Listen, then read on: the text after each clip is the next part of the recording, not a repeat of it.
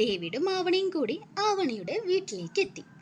കുഞ്ഞു വീടാണെങ്കിൽ പോലും നല്ല ഭംഗിയുള്ള വീടായിരുന്നു ആവണിയുടേത്. ആവണി കാറിൽ നിന്ന് ഇറങ്ങി ഗേറ്റ് തുറന്നു. എന്നാൽ ശരിടോ, ഞാൻ പോവാട്ടോ എന്ന് പറഞ്ഞു ഡേവിഡ് പോവാൻ വേണ്ടി വണ്ടി സ്റ്റാർട്ടാക്കി. സർ, സാറിന് വിരോധമില്ലെങ്കിൽ വീട്ടിൽ കയറി ഒന്ന് ചായ കുടിച്ചിട്ട് പോയാലോ? ആവണി ഡേവിഡിനോട് ചോദിച്ചു.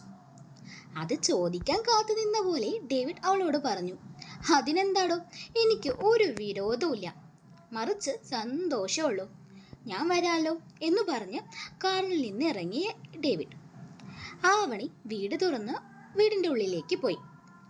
ആവണി മുമ്പിലും ഡേവിഡ് പിന്നിലുമായിട്ടാണ് പോയത്. വീടിൻ്റെ ഉള്ളിലേക്ക് കയറിയതും ഡേവിഡിൻ്റെ കണ്ണ് ആദ്യം പോയത് ഹാളിലിരിക്കുന്ന ഫോട്ടോസുകളിലേക്കായിരുന്നു. അതിൽ അഞ്ജുവിൻ്റെയും റോസിയമ്മയുടെയും സാറാമ്മയുടെയും പിന്നെ ഓർഫനേജിലെ കുട്ടികളുടെയും പിന്നെ ആവണിയുടെ തനിച്ചുള്ള നിറയെ ഫോട്ടോസുകളും ഉണ്ടായിരുന്നു.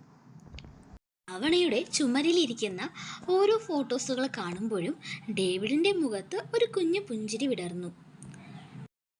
ആ ഫോട്ടോകളിൽ നിന്ന് ആവണിയുടെ മാത്രമുള്ള ചില ഫോട്ടോസ് ഡേവിഡ് അവൻ്റെ ഫോണിൽ എടുത്തു. എന്നിട്ട് അത് നോക്കിക്കൊണ്ട് നിൽക്കുമ്പോഴാണ് ആവണി കിച്ചണിൽ നിന്ന് ഒരു കപ്പ് കോഫിയും ടവലുമായി ഉമ്മറത്തേക്ക് കടന്നു വന്നത്. ഉമ്മറത്തേക്ക് വന്ന ആവണി അത് ഡേവിഡിന് നേരെ നീട്ടി. ഡേവിഡ് കോഫി വാങ്ങി ഒരു സിപ്പ് അടിച്ച ശേഷം ആവണിയോട് പറഞ്ഞു, ഓ കൊള്ളാലോ, നല്ല രുചിയുണ്ടല്ലോ, തനിക്ക് പാചകമൊക്കെ വശമുണ്ടല്ലോ അല്ലേ എന്ന്. സർ, പാചകം കുറച്ചൊക്കെ എനിക്കറിയാം, ആവണി പറഞ്ഞു. എന്നാൽ ശരി കേട്ടോ, ഞാൻ ഇറങ്ങുക, കോഫിക്ക് താങ്ക്സ് എന്ന് പറഞ്ഞ് ഡേവിഡ് ഇറങ്ങി. ഡേവിഡ് കാറിൽ കയറുന്നവരെ നമ്മുടെ ആവണി അവനെ നോക്കിക്കൊണ്ടേയിരിക്കുന്നു. ആവണി മാത്രമല്ല, ഡേവിഡും കാറിൽ കയറി കണ്ണാടിയിലൂടെ കൂടി അവളെ നോക്കുന്നുണ്ടായിരുന്നു. അവളെ ഒന്ന് നോക്കിയ ശേഷം അവൻ വണ്ടിയെടുത്ത് പോയത് തന്നെ. രാത്രി ഉറങ്ങാൻ കിടക്കുമ്പോഴും ഡേവിഡിൻ്റെയും ആവണിയുടെയും മനസ്സിൽ അവർ ഇന്ന് ഒരുമിച്ച് ചെലവഴിച്ച നിമിഷങ്ങളെക്കുറിച്ചായിരുന്നു ചിന്ത. രണ്ടാളും പരസ്പരം നല്ലോണം ആസ്വദിക്കുന്നുണ്ടായിരുന്നു കേട്ടോ. അവർ ഒരുമിച്ചുള്ള നിമിഷങ്ങൾ അത് അവർക്ക് രണ്ടാൾക്കും ഒരുപോലെ മനോഹരമായ നിമിഷങ്ങളായിരുന്നു. ഡേവിഡ് അവൻ ഇന്നെടുത്ത ആവണിയുടെ ഫോട്ടോസുകൾ നോക്കി കിടക്കുമായിരുന്നു. തുമ്പിപ്പെണ്ണെ, നീ എന്നാടി എൻ്റെ ഇഷ്ടം തിരിച്ചറിയാം?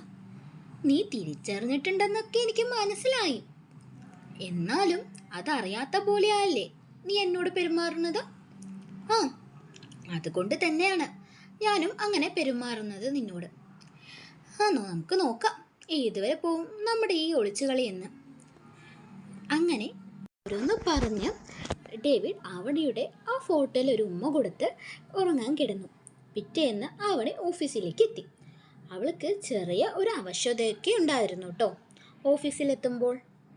ഇന്നലെ മഴ നനഞ്ഞില്ലേ? അതായിരിക്കും കാരണം.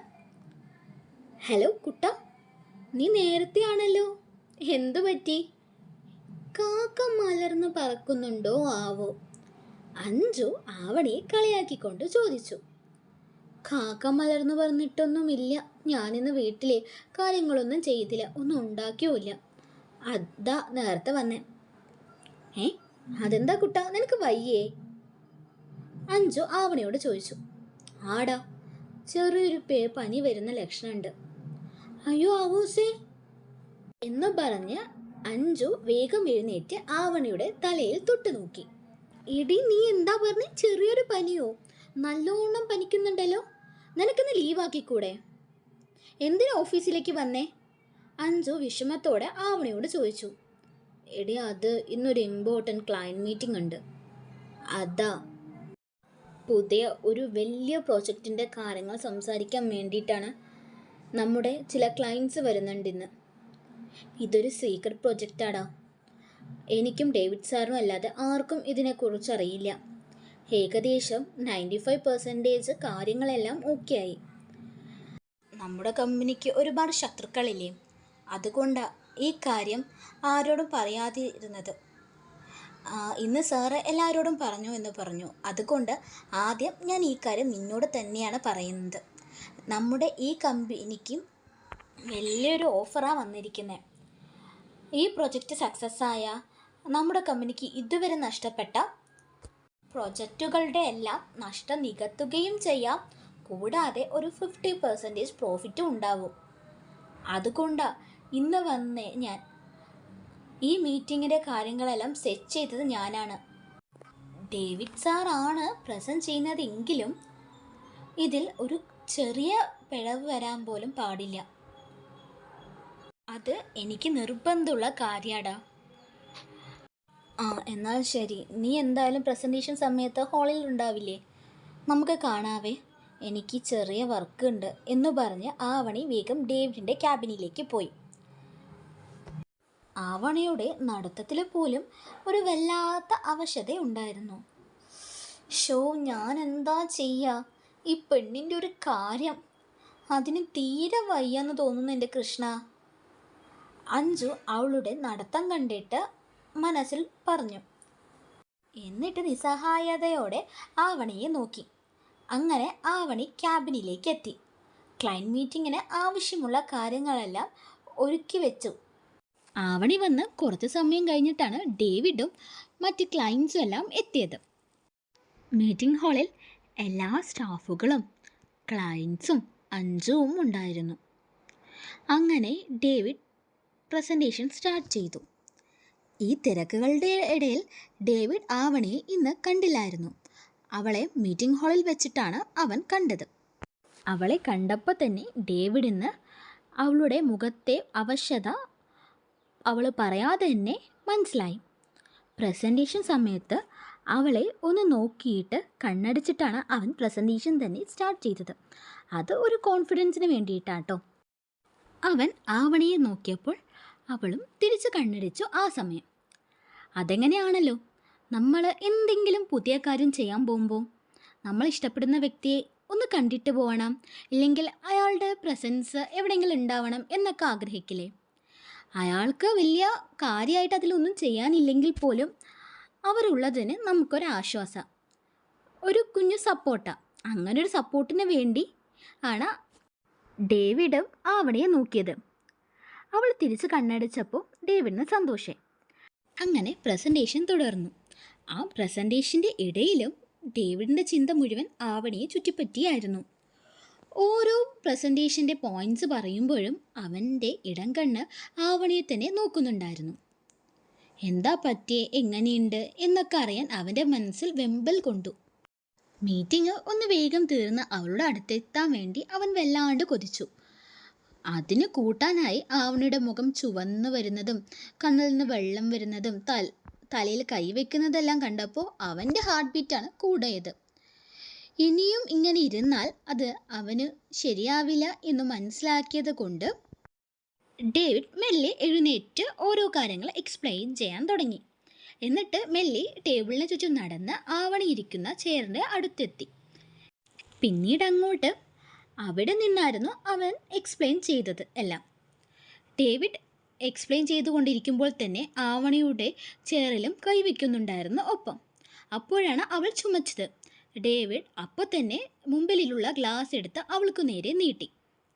അങ്ങനെ അവൾക്ക് നേരെ നീട്ടുമ്പോൾ അവൻ പോയിൻറ്റ്സ് ഓരോന്നും എക്സ്പ്ലെയിൻ ചെയ്യുകയും ഉണ്ടായിരുന്നു.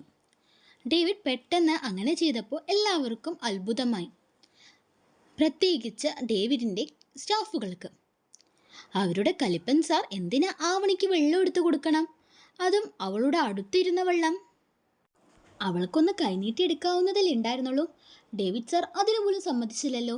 കൂടാതെ അവളുടെ അടുത്ത് തന്നെ നിന്നു. പിന്നെ ഇടയ്ക്കിടയ്ക്ക് അവളെ നോക്കുന്നുമുണ്ട്. അതൊക്കെ എല്ലാവരും ശ്രദ്ധിക്കാൻ തുടങ്ങി, ഡേവിഡിനെയും ആവണിയെയും ഒരുപോലെ തന്നെ. സത്യത്തിൽ ആവണി പോലും ഒന്ന് ഞെട്ടി. സാർ അങ്ങനെ ചെയ്യുമെന്ന് അവളും വിചാരിച്ചില്ല. കൂടാതെ മറ്റു സ്റ്റാഫുകളെല്ലാം അവരെ നോക്കുന്നതും കൂടി ആയപ്പോൾ അവൾക്കാകെ എന്തോ പോലെയായി. എന്നാൽ ഡേവിഡ് അത് കണ്ടാലും അവനത് കാര്യമാക്കിയില്ല. അങ്ങനെ കുറച്ചു നേരത്തിന് ശേഷം മീറ്റിംഗ് എല്ലാം കഴിഞ്ഞ് എല്ലാവരും പുറത്തേക്ക് പോയി. ഇപ്പോൾ ആ മീറ്റിംഗ് ഹാളിൽ അഞ്ജുവും ആവണിയും ഡേവിഡും മാത്രമായിരുന്നു ഉണ്ടായിരുന്നത്. ആവണിയുടെ അവശത കൂടി വന്നു. അവൾക്ക് എഴുന്നേൽക്കാൻ പോലും ആവുന്നില്ലായിരുന്നു ആ സമയത്ത്. ആവണി, തനിക്ക് എന്താ പറ്റിയത്? ഡേവിഡ് ടെൻഷനോടെ ആവണിയോട് ചോദിച്ചു. സാർ, അത് എനിക്ക് ചെറുതായിട്ടൊരു ക്ഷീണം, അത്രേ ഉള്ളൂ, ആവണി പറഞ്ഞു. സാർ, അവൾ നുണ പറയാം. അവൾക്ക് നല്ല പനിയുണ്ട്. രാവിലെ വന്നപ്പോഴേ അവൾക്ക് വയ്യായിരുന്നു, ഡേവിഡിനോട് അഞ്ജു പറഞ്ഞു. ആണോ? എന്നിട്ട് എന്തിനാടോ താൻ ഇന്ന് വന്നേ? ഡേവിഡ് ചോദിച്ചു. അത് പിന്നെ ഈ മീറ്റിംഗ് ഇമ്പോർട്ടൻ്റ് അല്ലേ സാർ, അതുകൊണ്ടാ. ഓഹോ, മീറ്റിംഗ് ഇമ്പോർട്ടൻ്റ് ആണ് എന്ന് പറഞ്ഞിട്ട് തൻ്റെ ഹെൽത്ത് ഇമ്പോർട്ടൻ്റ് അല്ലേ എന്ന് പറഞ്ഞ് ആവണിയുടെ നെറ്റിയിൽ ഡേവിഡ് കൈവച്ചു. ഒരു അധികാരമുള്ള പോലെ തന്നെയായിരുന്നു അവൻ്റെ ആ പ്രവൃത്തി. അഞ്ജുവിന് ഇവിടെ എന്താ നടക്കുന്നത് എന്ന് മനസ്സിലായില്ല അത് കണ്ടപ്പോൾ. കാരണം സാർ എന്തിനാണ് ആവണിയുടെ തലയിൽ തൊട്ട് നോക്കിയത്? അവളുടെ കാര്യം അറിയേണ്ട ആവശ്യം എന്താ സാറിന്? വയ്യെങ്കിൽ ലീവ് കൊടുത്ത് പറഞ്ഞയച്ചാൽ പോരായിരുന്നു? ഇങ്ങനെ ഒരു എംപ്ലോയിനോട് കെയർ കാണിക്കേണ്ട ആവശ്യമുണ്ടോ? അതും കമ്പനിയുടെ ഉടമസ്ഥൻ തന്നെ. നല്ല ചൂടുണ്ടല്ലോ, നമുക്ക് ഹോസ്പിറ്റലിൽ പോയാലോ? ഡേവിഡ് ആവണിയോട് ചോദിച്ചു. വേണ്ട സാർ, ഹാഫ് ഡേ ലീവ് തന്നാൽ മതി, ഞാൻ ഓക്കെയാണ് എന്ന് പറഞ്ഞ് ആവണി എഴുന്നേക്കാൻ പോയി. അവളുടെ കാല് നിലത്തുറച്ചില്ല. നല്ല അവശതയുണ്ടായിരുന്നു പാവത്തിന്. അവൾ തിന്നി വീഴാൻ പോയതും അഞ്ജുവും ഡേവിഡും അവളെ പിടിക്കാൻ നോക്കി. ഡേവിഡ് അവളെ പിടിച്ച് അവൻ്റെ നെഞ്ചിലേക്ക് തന്നെ ആക്കി. എടോ, തനിക്കൊന്ന് നേരെ നടക്കാൻ പോലും പറ്റുന്നില്ല, ഈ അവസ്ഥയിലാണോ വീട്ടിൽ പോകുന്നത്? അഞ്ജു, താനേ ആവണിയുടെ ബാഗും മറ്റും എടുത്തേ താഴേക്ക് വായോ, നമുക്കേ ഇവളെ ഹോസ്പിറ്റലിൽ കൊണ്ടുപോവാം എന്ന് അഞ്ജുവിനോട് പറഞ്ഞു ഡേവിഡ്. അവൻ്റെ മുഖത്ത് ഇതുവരെ കാണാത്തത്ര ടെൻഷനും ഒരു വെപ്രാളവും ഒക്കെ ഉണ്ടായിരുന്നു. ഡേവിഡ് എന്നിട്ട് ആവണെ ഒരു കുഞ്ഞിനെ പോലെ ആ ഓഫീസിലെ എല്ലാവരും നോക്കി നിൽക്കെ തന്നെ എടുത്തുകൊണ്ട് കാറിലേക്ക് പോയി. അവരുടെ പുറകിൽ അഞ്ജുവും ഉണ്ടായിരുന്നു, ആവണിയുടെ ബാഗും പിടിച്ചിട്ട്. അവൻ എടുത്തുകൊണ്ട് പോകുമ്പോഴെല്ലാം ആവണി ഡേവിഡിൻ്റെ കണ്ണിലേക്ക് തന്നെ നോക്കിക്കൊണ്ടിരിക്കുകയായിരുന്നു. ഡേവിഡ് കാറിൽ ആവണി ഇരുത്തിയ ശേഷം അഞ്ജുവിൻ്റെ കയ്യിൽ നിന്ന് ബാഗ് വാങ്ങി. സർ, ഞാനും കൂടി വന്നോട്ടെ? അഞ്ജു ഡേവിഡിനോട് ചോദിച്ചു. എടോ, താൻ വരണ്ട, താൻ പോയി ഇന്നത്തെ എൻ്റെ എല്ലാ അപ്പോയിൻമെൻറ്റ്സും ക്യാൻസൽ ചെയ്യ് എന്ന് അഞ്ജുവിനോട് പറഞ്ഞ ശേഷം ഡേവിഡ് വേഗം കാർ എടുത്തുകൊണ്ട് പോയി. ഡേവിഡിൻ്റെ മുഖത്തെ വെപ്രാളവും കാറിൻ്റെ സ്പീഡും ആവണിയോട് കാണിക്കുന്ന കെയറും എല്ലാം കണ്ടപ്പോൾ അഞ്ജുവിനാകെ സംശയമായി. ഒരു എംപ്ലോയിയോട് കാണിക്കേണ്ട കരുതൽ മാത്രമാണോ സാറ് ആവൂസിനോട് കാണിക്കുന്നേ?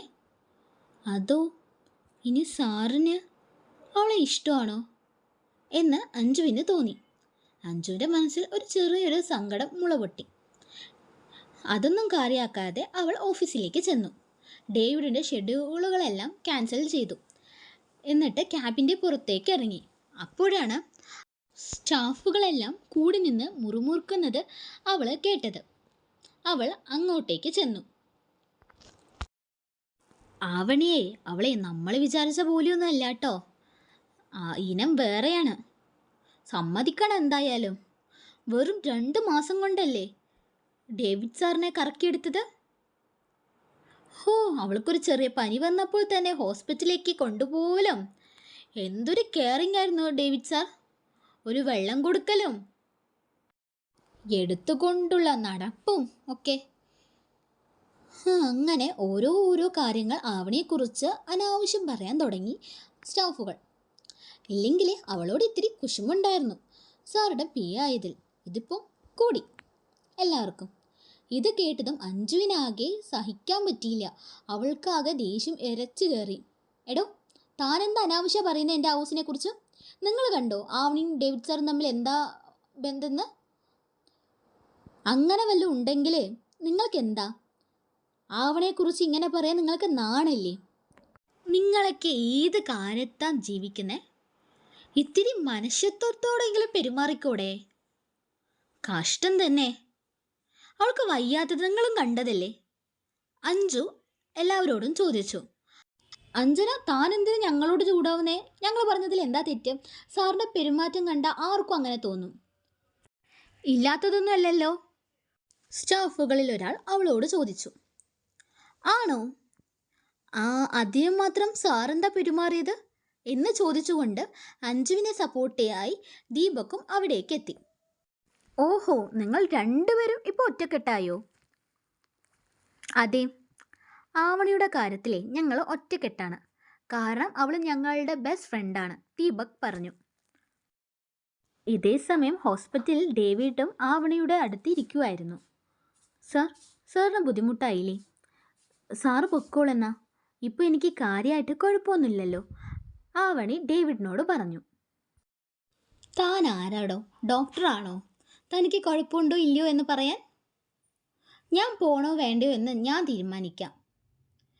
ഇപ്പം എൻ്റെ കൊച്ച് മിണ്ടാണ്ട് അവിടെ കിടക്കാൻ നോക്ക്, ഡേവിഡ് ആവണിയോട് പറഞ്ഞു. അങ്ങനെ അവർ സംസാരിച്ചിരിക്കുമ്പോഴാണ് നേഴ്സ് അവരുടെ റൂമിലേക്ക് എത്തിയത്. ആവണി, തനിക്കൊരു ഇഞ്ചക്ഷൻ ഉണ്ട്, നേഴ്സ് ആവണിയോട് പറഞ്ഞു. അത് കേട്ടതും ഡേവിഡ് പുറത്തു പോകാൻ വേണ്ടി എഴുന്നേറ്റു. ഇഞ്ചക്ഷൻ ഇടാൻ വേണ്ടി നേഴ്സ് ആവണിയുടെ അടുത്തേക്ക് വന്നു. അപ്പോൾ ആവണിക്ക് ചെറുതായിട്ടൊന്ന് പേടിയായി. അവൾ എഴുന്നേറ്റ് പോകാൻ നിന്ന ഡേവിഡിൻ്റെ കൈ പിടിച്ചു. ഡേവിഡ് അവളെ നോക്കിയപ്പോൾ അവൾ കണ്ണ് നല്ലോണം അടച്ചു പിടിച്ചിട്ടുണ്ടായിരുന്നു. അവൾക്ക് ഇഞ്ചക്ഷൻ പേടിയാണെന്ന് ഡേവിഡിന് അപ്പോൾ മനസ്സിലായി. അവൻ ആവണിയുടെ അടുത്തിരുന്നു. അവളുടെ മുഖം അവൻ്റെ നെഞ്ചിലേക്ക് തന്നെ ചേർത്ത് വെച്ചു. ഇഞ്ചക്ഷൻ കുത്തിയപ്പോഴും ആ വേദന അവൾ അവൻ്റെ നെഞ്ചിൽ ശക്തമായി മുഖം അമർത്തിയിട്ടാണ് മറികടന്നത്. അപ്പോൾ ഡേവിഡ് ആവണിയുടെ തല മെല്ലെ തഴുകിക്കൊടുത്തു. ബാക്കി കഥ നമുക്ക് അടുത്ത പാർട്ടിൽ കാണാം. Thanks for watching.